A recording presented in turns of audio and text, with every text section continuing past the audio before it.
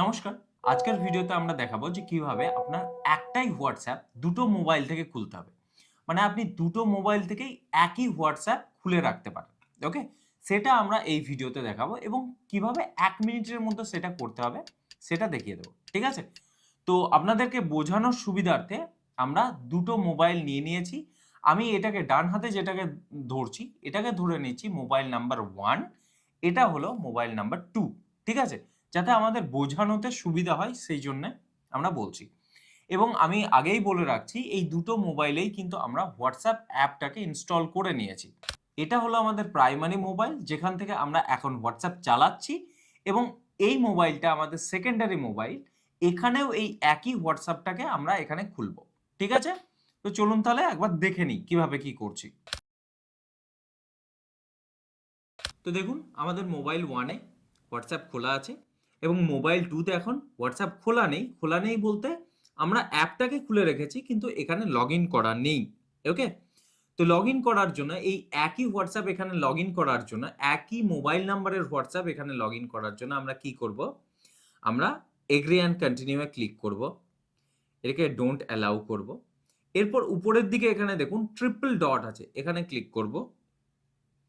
এখানে দেখুন link as companion device. তো এখানে ক্লিক করব। এখানে ক্লিক করার পর দেখুন এখানে একটা কিউআর কোড চলে এলো।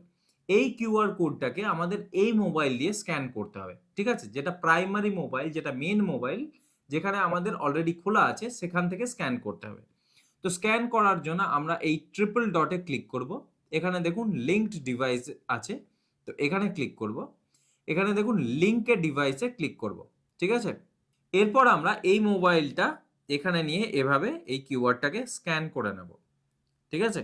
এবার দেখুন আমাদের যে মোবাইল 2 এই যে নতুন মোবাইলটা সেটাতে কিন্তু খুলে গেল আমাদের WhatsAppটা। ওই সেম নাম্বারের WhatsApp।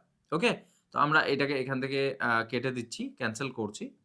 এখানে ব্যাক করে নিচ্ছি।